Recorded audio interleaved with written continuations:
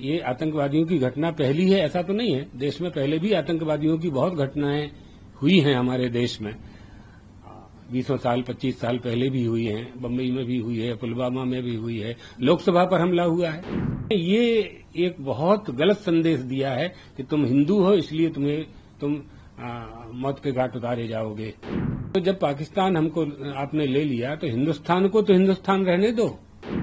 वहां जो लोग गए हुए थे उनको नहीं मारा गया है। यही बात समझ में नहीं आती है लोगों को। वहां हिंदुओं को उद्देश्य करके मारा गया है।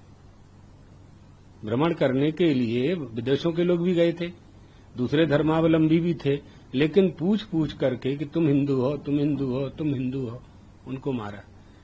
तो ये तो बहुत अद्भुत आक्रमण किया है उन्होंने।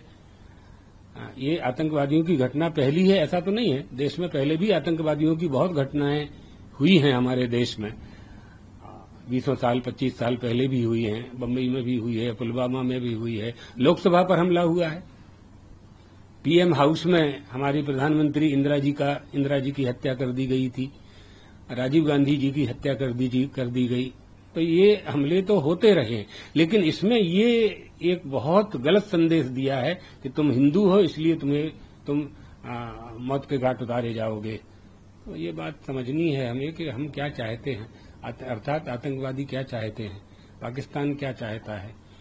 तुमने पाकिस्तान हमसे ले लिया, भारत ही है ना वो तो।